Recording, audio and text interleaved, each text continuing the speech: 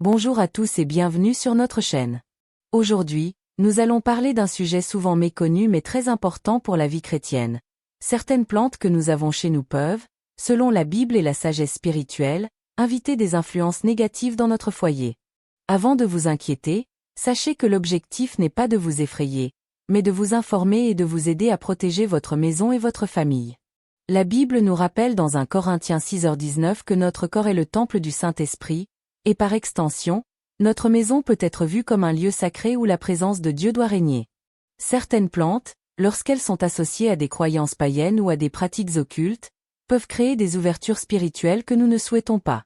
Dans cette vidéo, nous allons découvrir 6 plantes courantes, comprendre pourquoi elles peuvent attirer des influences négatives et surtout apprendre comment les remplacer ou les utiliser de manière sûre pour garder votre maison bénie. Restez avec nous jusqu'à la fin pour obtenir des conseils pratiques et bibliques afin de transformer votre foyer en un sanctuaire de paix et de lumière divine. Le cactus et ses implications spirituelles.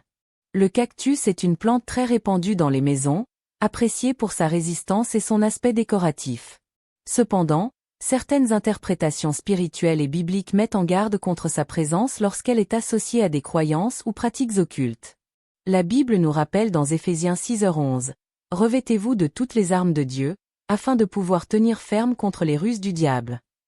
Cela nous enseigne que notre environnement domestique peut jouer un rôle dans notre protection spirituelle. Le cactus, avec ses épines visibles et acérées, symbolise la défense, mais aussi la rigidité et la séparation. Dans un contexte spirituel, cette symbolique peut représenter des blocages dans l'accueil de la paix et de la bénédiction divine. Les épines rappellent subtilement les dangers invisibles et les influences négatives qui peuvent s'infiltrer dans un foyer. Comme le souligne Proverbe 14h30, un cœur apaisé est la vie du corps, mais l'envie est la carie des os. Un espace rempli de tensions attire facilement des énergies que nous ne souhaitons pas. Dans la vie quotidienne, imaginez entrer dans une pièce où plusieurs cactus sont placés dans des zones stratégiques. Le subconscient peut associer ces piquants à un sentiment d'alerte ou de méfiance, ce qui affecte l'harmonie et la paix. Spirituellement, cette tension subtile peut ouvrir des portes à des influences négatives si nous ne gardons pas Dieu au centre de notre maison. Pour profiter de la beauté du cactus tout en préservant l'équilibre spirituel, placez-le dans des zones moins intimes, comme un bureau ou un espace extérieur, et évitez de lui attribuer un pouvoir spirituel. Vous pouvez également le remplacer par des plantes bibliques, comme le lys ou le basilic, qui symbolisent la vie, la paix et la protection divine. Enfin, rappelez-vous que la véritable protection vient de Dieu. Un cactus n'est pas mauvais en soi, mais son symbolisme et les croyances qui l'entourent peuvent influencer subtilement l'atmosphère spirituelle de votre maison. En priant, en lisant la Bible et en plaçant Dieu au centre de votre foyer, vous transformez chaque pièce en un sanctuaire où règne la paix et la bénédiction divine. Le bambou porte-bonheur et ses risques spirituels. Le bambou porte-bonheur est très populaire dans de nombreux foyers pour sa simplicité, sa beauté et sa symbolique de chance et de prospérité. Beaucoup le placent dans le salon ou le bureau en espérant attirer la réussite ou la protection. Cependant, certaines interprétations spirituelles et bibliques nous mettent en garde contre l'attribution de pouvoirs surnaturels aux objets ou plantes. La Bible nous avertit dans Exode 20, 3-5. Tu n'auras pas d'autre Dieu devant ma face. Mettre sa foi dans un objet ou une plante plutôt que dans Dieu peut créer une ouverture aux influences spirituelles indésirables. Le bambou est souvent associé à des rituels de chance ou de protection dans différentes cultures. Même si cette pratique semble inoffensive, elle peut subtilement détourner l'attention de la véritable source de bénédiction, Dieu. Comme le rappelle Proverbe 3, 5-6.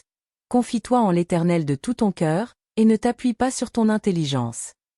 Si nous croyons que le bambou attire la prospérité par lui-même, nous risquons de dépendre d'un symbole au lieu de nous appuyer sur la protection divine. Dans la vie quotidienne, cela peut se traduire par de l'anxiété si la plante se fane ou tombe, ou par une focalisation excessive sur sa « bonne position » dans la maison. Ces tensions, même légères, peuvent nuire à la paix et à l'harmonie du foyer. Philippiens 4, 6-7 nous encourage. Ne vous inquiétez de rien. Mais en toute chose, faites connaître vos besoins à Dieu par la prière. La paix véritable provient de la foi, pas d'un objet matériel. Pour utiliser le bambou de manière sûre, placez-le simplement comme plante décorative, sans associer de rituels ou croyances magiques. Vous pouvez également le combiner avec des prières et des lectures bibliques, ou choisir des plantes bibliques positives comme le lys ou l'olivier pour renforcer un environnement béni et protégé. Rappelez-vous que la véritable protection de votre foyer vient de Dieu. Le bambou, utilisé avec discernement, ne pose aucun problème. Mais si nous lui attribuons des pouvoirs, il peut devenir une distraction ou une ouverture à des influences négatives. En plaçant Dieu au centre de chaque espace, votre maison reste un sanctuaire de paix et de bénédiction. La fougère et ses influences invisibles. La fougère est une plante très appréciée pour sa beauté, sa verdure luxuriante et sa capacité à purifier l'air. On la retrouve souvent dans les salons, les salles de bain ou suspendue près des fenêtres. Cependant, certaines traditions spirituelles et interprétations bibliques mettent en garde contre l'introduction de plantes associées à des croyances occultes ou superstitieuses. La Bible nous rappelle dans 2 Corinthiens 10, 4-5. Car les armes avec lesquelles nous combattons ne sont pas charnelles, mais elles sont puissantes devant Dieu pour renverser les forteresses. Même des plantes apparemment inoffensives peuvent influencer subtilement l'atmosphère spirituelle de votre maison. La fougère, avec ses frondes délicates et sa croissance rapide, peut symboliser la prospérité et la vie. Cependant, lorsqu'elle est placée dans un foyer en lien avec des rituels ou croyances occultes, elle peut devenir un vecteur involontaire d'influence négative. Cela se produit lorsque la confiance en la plante dépasse la confiance en Dieu. Psaume 91, 1-2 nous rappelle. Celui qui demeure sous l'abri du Très-Haut repose à l'ombre du Tout-Puissant. La protection véritable provient toujours de Dieu, pas d'une plante. Dans le quotidien, les risques se manifestent souvent par des tensions ou de l'anxiété liées à l'entretien de la fougère ou à sa « bonne place » dans la maison. Une personne peut croire que la plante protège ou apporte chance, mais si elle se fane, cela peut générer un stress inutile. Proverbe 4h23 conseille.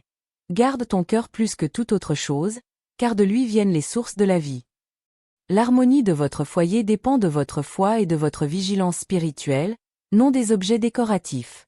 Pour utiliser la fougère en toute sécurité, considérez-la simplement comme une plante décorative. Évitez de lui attribuer des pouvoirs surnaturels et accompagnez sa présence de prière et de lecture biblique pour transformer votre espace en sanctuaire. Vous pouvez également préférer des plantes bibliques, comme l'olivier ou le lys, pour renforcer la bénédiction divine dans la maison.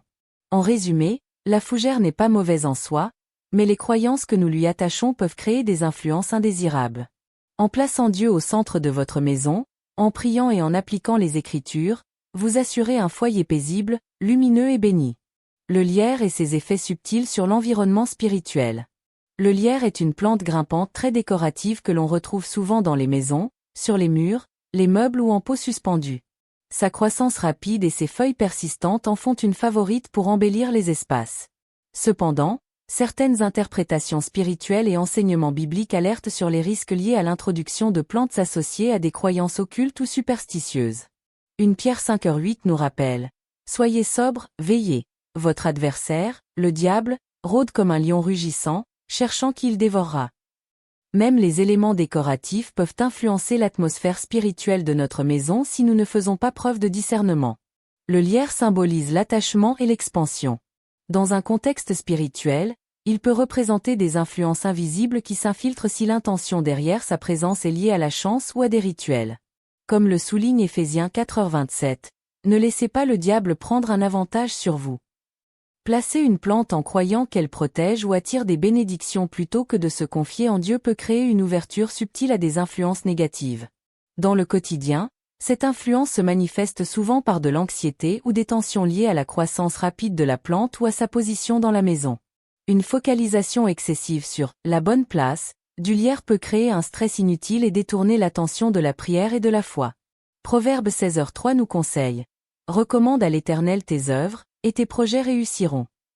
La paix véritable réside dans la confiance en Dieu. Pour utiliser le lierre sans risque spirituel, considérez-le uniquement comme une décoration naturelle. Évitez de lui attribuer des pouvoirs surnaturels et accompagnez sa présence de prière ou de lecture biblique. Vous pouvez également le combiner avec des plantes bibliques, comme le lys ou l'olivier, pour renforcer la bénédiction divine dans votre maison. En conclusion, le lierre n'est pas intrinsèquement mauvais, mais les croyances ou rituels associés peuvent nuire à l'harmonie spirituelle de votre foyer. En plaçant Dieu au centre de votre maison, en priant et en appliquant ses enseignements, votre foyer restera un lieu de paix, de lumière et de bénédiction divine. L'aloe vera et ses implications spirituelles. L'aloe vera est une plante très répandue dans les foyers, connue pour ses vertus médicinales et décoratives. Beaucoup de gens l'adoptent pour soulager les brûlures, purifier l'air ou simplement embellir leur intérieur. Cependant, certains enseignements bibliques et spirituels mettent en garde contre l'introduction de cette plante lorsqu'elle est associée à des croyances ou pratiques occultes. La Bible nous rappelle dans 1 Jean 4:1. Bien-aimés, ne croyez pas tout esprit, mais éprouvez les esprits, pour savoir s'ils sont de Dieu. Cela souligne l'importance de discerner ce que nous introduisons dans notre foyer. L'aloe vera symbolise la guérison et la protection.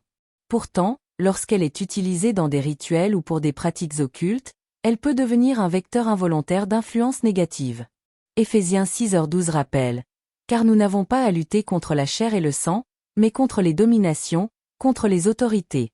Même les objets apparemment neutres peuvent devenir des points d'entrée pour des forces invisibles si notre foi se détourne de Dieu. Dans la vie quotidienne, cela peut se manifester par une anxiété liée à l'entretien de la plante ou à la croyance qu'elle protège le foyer. Une personne peut penser que si l'aloe vera se fane, des énergies négatives entrent dans la maison, créant ainsi un stress inutile.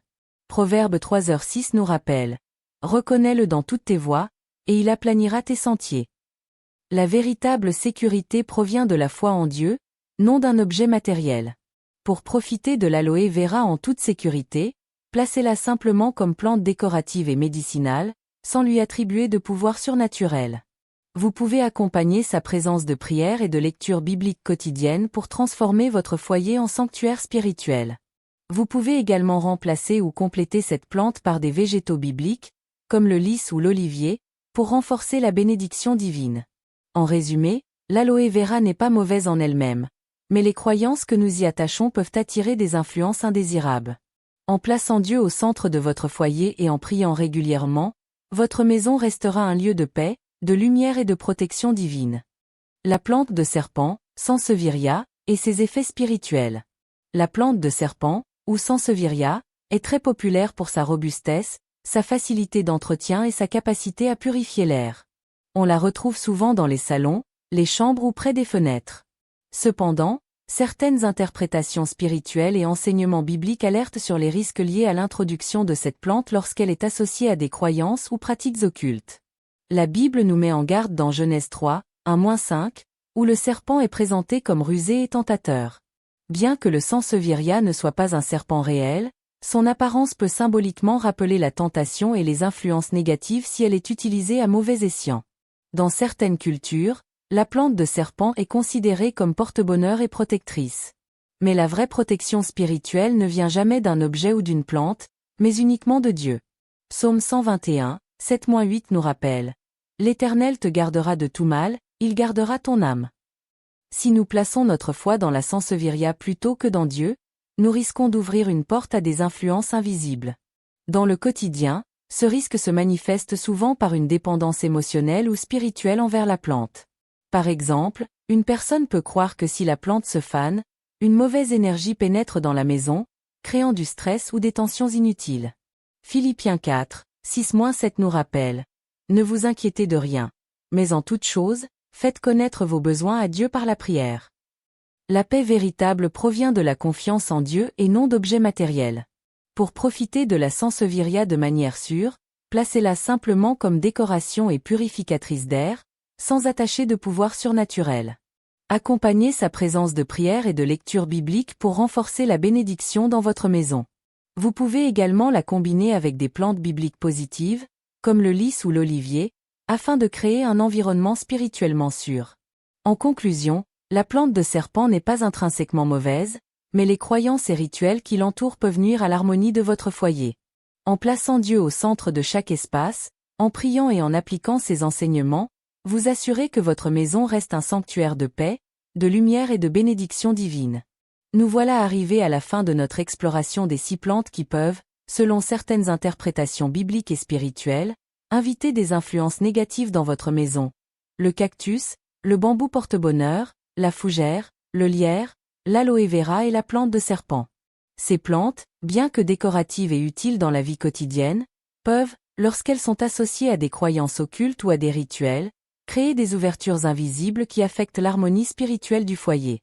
La Bible nous enseigne dans Psaume 127, 1. Si l'Éternel ne bâtit pas la maison, ceux qui la bâtissent travaillent en vain. La vraie protection vient toujours de Dieu. Le message essentiel est simple. Placez Dieu au centre de votre maison, priez régulièrement et lisez ses Écritures. Utilisez ces plantes uniquement pour leur beauté ou leur vertu pratique, et évitez de leur attribuer un pouvoir surnaturel. En appliquant ces principes, chaque pièce de votre foyer devient un sanctuaire de paix, de lumière et de bénédiction divine.